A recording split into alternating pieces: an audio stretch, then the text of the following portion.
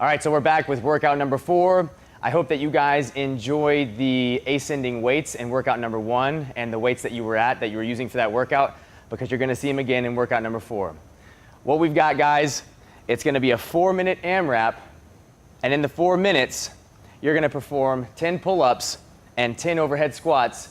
Guys, you're at 95 pounds. Girls, you're at 65 pounds. So that's a 4-minute AMRAP, as many reps as you can get of that couplet. 10 pull-ups, 10 overhead squats. If at the end of the 4 minutes you have completed 4 rounds, 80 reps, you're going to advance to the next 4-minute AMRAP. The next 4-minute AMRAP, 10 pull-ups, 10 front squats at 135 pounds for the guys, 95 pounds for the ladies.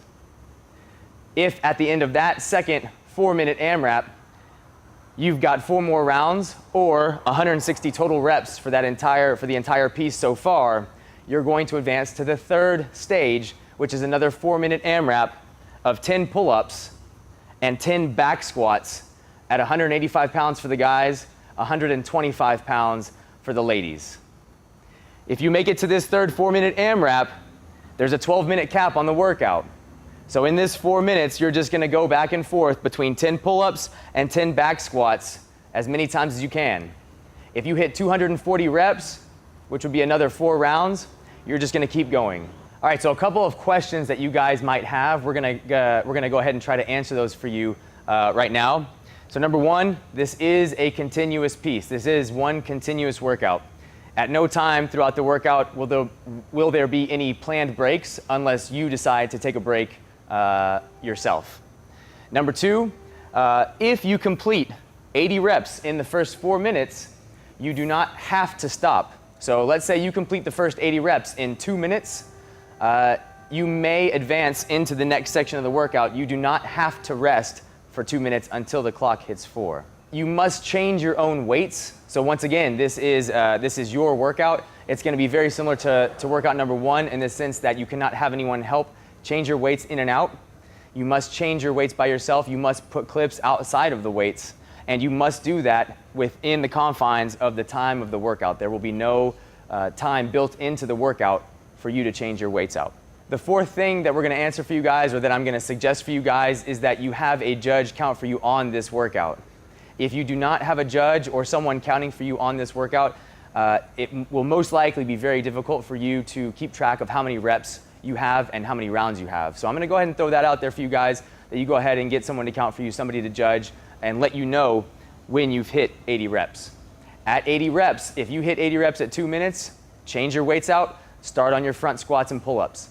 If you hit 80 reps at 4 minutes and it takes you 1 minute to change your weights out, now you're only going to have 3 minutes to complete another 80 reps in this second 4-minute AMRAP. Okay, I'm here with the always lovely Miss Ingrid Cantola. We're going to go over the movement standards for workouts number 3 and 4. The first movement we're going to go over is the pull-up. So what we need to see on the pull-up is we need to see arms fully extended with feet off the ground to begin the movement. At the top of the movement, we need to see chin completely over the bar. All right, there's 3 ways that you can do this. Ingrid's going to show you all 3 ways. The first way you can do it is with a strict pull-up, if you care to do a strict pull-up. Notice she's going to begin the movement with the feet completely off the ground, arms at full extension. She'll take her chin all the way over the bar, clearly over the bar, and back to full arm extension before beginning the next rep. The second way you can do this, guys, is to do a kipping pull-up. Okay, Ingrid's going to show us a kipping pull-up. Once again, the arms are completely straight and the feet are off the ground before she begins the movement. Movement finishes when the chin is clearly above the bar. Okay? The third way you can do this, a lot of you guys might have mastered it by now, is the butterfly pull-up or the butterfly kipping pull-up. Ingrid's going to show us that now. Okay? Very nice. What we're seeing in this movement as well is when the movement starts, the arms are at full extension, the feet are off of the ground completely, and when the movement finishes, her chin is clearly above the bar. Okay, so we're here with the overhead squat. What we're going to look for in the overhead squat is the bar must begin on the ground. The athlete must take the bar from the ground to overhead and get that bar fully locked out before the overhead squat can begin. In other words, you may not snatch the barbell for the first rep. You can power snatch to get into position, but you may not do a full snatch to count as the first rep. You must lock out the bar overhead. Legs must fully extend before the movement can begin.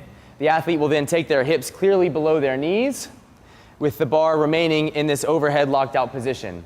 The movement ends when the athlete returns to full hip extension at the top, knees and hips completely locked out with the bar overhead. All right, now we have the front squat. For the front squat, it's going to begin the same way as the overhead squat did with the bar on the ground.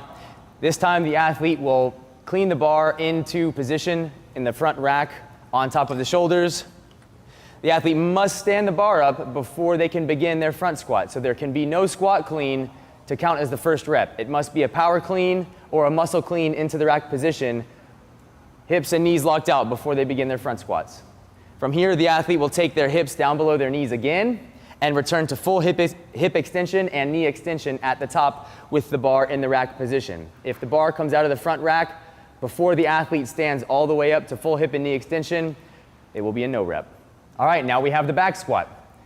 Back squat's going to begin the same way that the front squat and the overhead squat did with the bar on the ground. The athlete has to take the bar from the ground up and back into the back rack in order for them to begin the back squat. Once the athlete's set with the bar on their back, they can begin their back squat, taking the hips down below the knees and returning to full hip and knee extension. The athlete from the top can bring it back to the front to bring it down, or they can drop it off their back, but they must reach full hip and knee extension before they drop the bar off their back if they choose to do so. All right, guys, we hope you enjoyed the Fittest Games lottery. We'll have the winners out to you guys shortly, and we'll see you at registration.